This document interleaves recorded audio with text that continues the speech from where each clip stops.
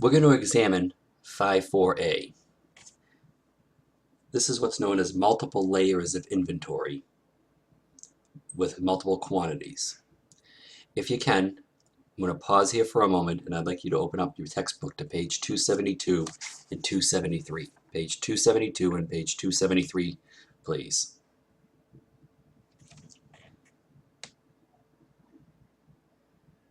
Now what we're going to do is look at the TMBC, the Mountain Bike Company.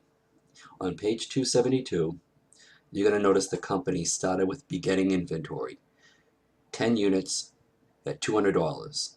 The value of that inventory is $2,000. Right there, that is what's known as one inventory layer. That's an inventory layer.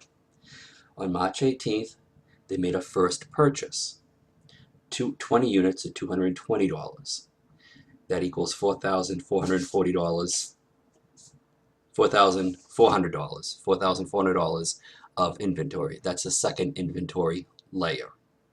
The third inventory layer is the second purchase on August 21st. 25 units at $250 equals $6,250.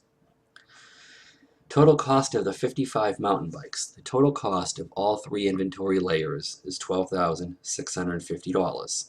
And you'll see that over on page 273 where it says in beige where it says cost of goods available for sale is $12,650.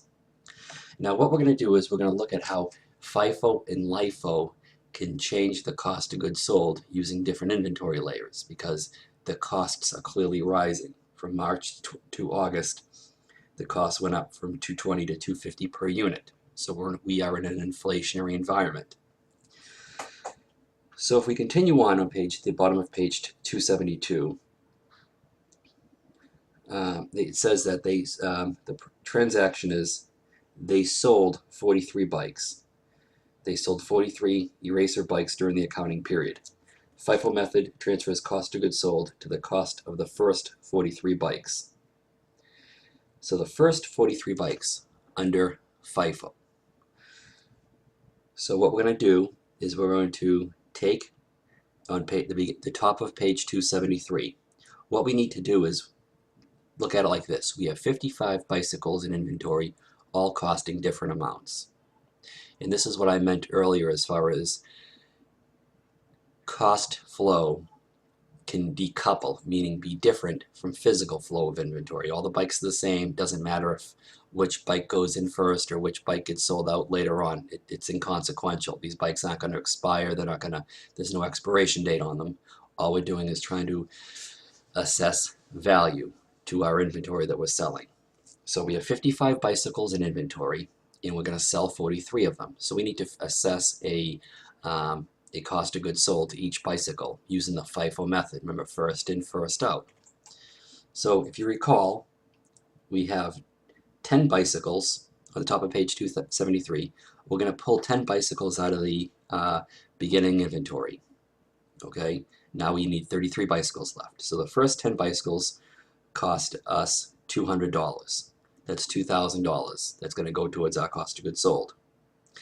Now the next thing is first in, first out. So the first purchase we made, which was 20 bicycles, we pull all those bicycles out, $220. That's $4,400. The second purchase is we only need 13 units left. 13 bicycles at $250. That's $3,250. That gives us a total cost of goods sold. Now what we do is if you go down a little further, it's going to say cost of goods available for sale. That's how much the total bicycles cost us, and our cost of goods sold is $9,650.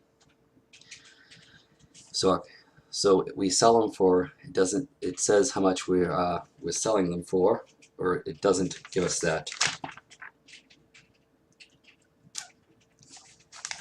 Give me 1 second here. We're not getting into the cost, so we don't know the gross margin on this. That's fine though. So all we know is our cost of goods sold is going to be $9,650 using the FIFO method. Now we're going to look at the LIFO method. Remember, LIFO in an increasing, LIFO when using LIFO in an inflationary environment, you're going to end up with a higher cost of goods sold. Now again, just to remind you, it doesn't matter the physical flow of the bicycles, the first bikes or the second bikes, it doesn't matter. All we're doing is assessing cost. We're assessing cost to inventory using FIFO and LIFO. The physical flow of the inventory is inconsequential. So there's a difference. The physical flow of the inventory doesn't matter, whereas the only thing that matters is the cost flow of the inventory. So now we're going to look at LIFO inventory on page 273 still. So again, we need 43 bicycles. We have 55. We need 43. So what we do is we take the most recent purchase. The most recent purchase was $250 a unit. So we grab all those. We purchased 25 units at $250. That's $6,250. Then we need 18 units left. So we go into the first purchase of 20 units and we take 18 out of there. That gives us $220 a unit. That leaves us with $3,960. So our total cost of goods sold here is going to be $10,210. As you can see, it's a little bit higher than the $96.50 because we're in an inflationary environment. And the ending inventory balance is going to be lower. As you can see, the LIFO cost of the 12 bikes in ending inventory is computed. Ending inventory is $24.40 in LIFO.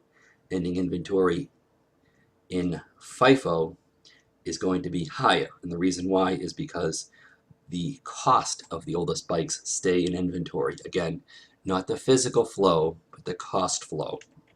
So that's the difference between LIFO and FIFO. And I can't emphasize that enough. Just because a good flows in, the oldest flows out first, doesn't necessarily mean that's the cost flow of the company. So the cost flow and physical flow are different. If you understand that, this should make perfect sense to you.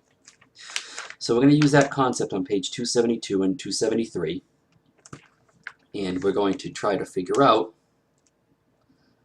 how, actually on page 275, it does show the sales and gross margin. So if you look at the sales and gross margin, cost of goods sold rather, on page 275 for the mountain bike company, this will make perfect sense to you. There's an income statement, partial income statement right there. So now what we're going to do is we're going to look at exercise 5.4a. Exercise 5.4a is the same exact thing as what we just went through. The first thing is we begin with 90 units and then we purchased 320 units. So we start with 90 units carried over from the prior year, and then we buy 320 units. 90 units at $15, 320 units at $19. We know automatically we are in an inflationary environment because the cost of inventory is going up.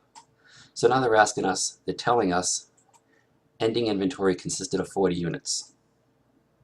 So we had 410 units bought. We purchased 320 plus 90 is 410, and we sold 370 at $30 each. So now we have to figure out, we know which units came in. It doesn't matter the physical flow. We just need to figure out how we're going to assess cost into this inflationary environment. So the first thing I'm going to do is we're going to look at, we have it all set up right here. We made a sale, 370 units at $30 each. That gives us $11,100 in sales. Now we need 370 units. Keep in mind we have 410 units. So the first in, first out, we're going to grab all the beginning inventory units, all the cost of that. All 90 units at $15 is $1,350.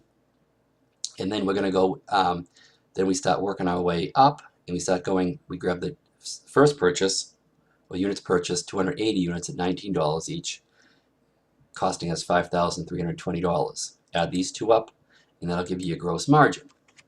So again, you start with the oldest first. It doesn't matter which physical flow went in or out. All that matters is we're just looking at it from a cost perspective.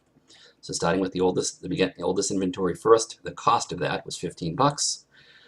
We used all those units up, then we used the purchased units up for that accounting period. That's going to give us the gross margin under FIFO. Under LIFO, same thing, 370 units at $30 each, $11,100. Now we know we purchased 320 units, so we get all those units. All those units were purchased, 320 units at $19. That costs us $6,080. And we still need 50 units left, so we go into the beginning inventory cost. We grab 50 units out of there at $15 a unit, and that's $750. Add these two up right here. That's going to give you the gross margin.